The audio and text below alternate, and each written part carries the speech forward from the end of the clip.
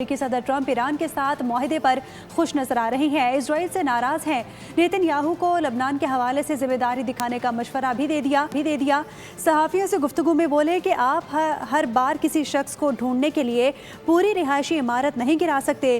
Trump نے امیر قطر اور UAE کے صدر سے بھی ملاقاتیں کی۔ کہا کہ اگر ایران نے ایٹمی ہتھیار حاصل کرنے کی کوشش کی تو اسے تباہ کر دیں گے۔ ایران ابراہم ایکارڈ کے سب سے بڑی رکاوٹ تھا، اب امید ہے کہ مزید ممالک شامل ہوں گے۔ معاہدے کے تحت آبنۂ ہرمز جمعے سے مکمل طور پر کھل جائے گی۔ امیر قطر نے کہا کہ پورے مشرق وسطیٰ میں معاہدے کے مثبت نتائج برآمد ہوں گے۔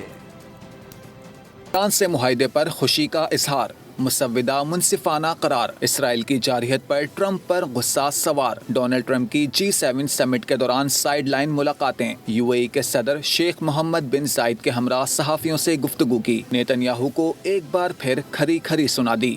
کہا کہ امریکہ کے بغیر اسرائیل نہ ہوتا۔ نیتن یاہو کو بتا دیا تھا کہ بیروت پر حملہ پسند نہیں آیا۔ ٹرمپ نے کہا کہ ایران ابراہم ایکارڈ کی سب سے بڑی رکاوٹ تھا، اب امید ہے مزید ممالک شامل ہوں گے۔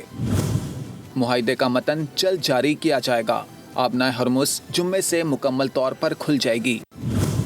ڈیل کے دوسرے مرحلے سے متعلق پیش رفت جلد متوقع ہے۔ اس موقع پر امیر قطر تمیم بن حمد الثانی نے کہا کہ پورے مشرق وسطیٰ میں معاہدے کے مثبت نتائج برآمد ہوں گے۔ اس سے خطے میں بڑی کامیابی حاصل کر سکتے ہیں۔